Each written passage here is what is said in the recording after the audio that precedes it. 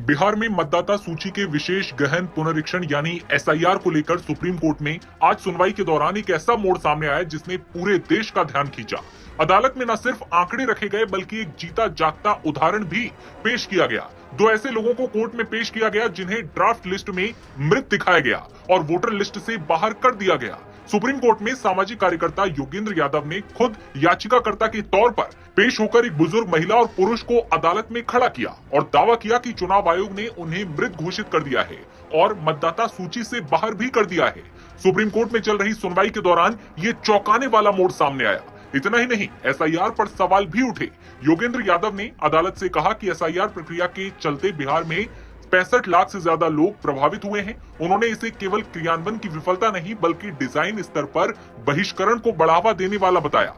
उनका कहना था कि एसआईआर पूर्णता, सटीकता और समानता तीनों कसौटियों पर असफल रहा। आंकड़े भी रखे गए कि भारत में वयस्क आबादी के हिसाब से मतदाता पंजीकरण की दर करीब 99% है, जो दुनिया में सबसे अच्छी है, जबकि अमेरिका में ये दर 74% है और बिहार में पहले ये दर 97% थी, लेकिन एसआईआर लागू होने के बाद ये घटकर 88% हो गई और आगे और नाम हटने का खतरा है।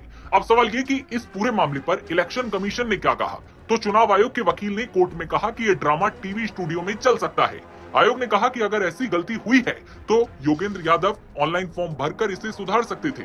वो लोगों को अदालत में लाने के बजाय उनके आवेदन डिजिटल रूप से अपलोड कर देते ताकि चुनाव आयोग मामले की जांच कर सके।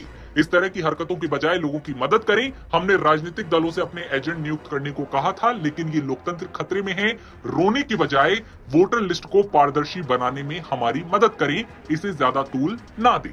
अब सवाल ये कि कोर्ट ने इस मामले पर क्या कहा। तो बता दें कि सुप्रीम कोर्ट ने इस मुद्दे पर गंभीरता दिखाते हुए दोनों पक्षों को सुना।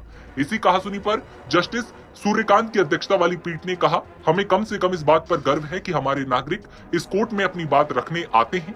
बता दें कि चुनाव आयोग ने ड्राफ्ट वोटर लिस्ट में नाम जुड़वाने और हटवाने के लिए 30 अगस्त तक का समय दिया है। फिलहाल एसआईआर को लेकर बहस तेज हो चुकी है। ये विवाद बिहार में एसआईआर प्रक्रिया के तहत मतदाता सूची में हुई कथित गड़बड़ियों से जुड़ा है। हाल ही में सिवान जिले में मिंता देवी का मामला सामने आया था, जहां उनकी उम्र 34 साल होने के बावजूद वोटर आईडी कार्ड में 124 साल बता दी गई। इसको लेकर संसद के बाहर भी जमकर विरोध प्रदर्शन किया गया।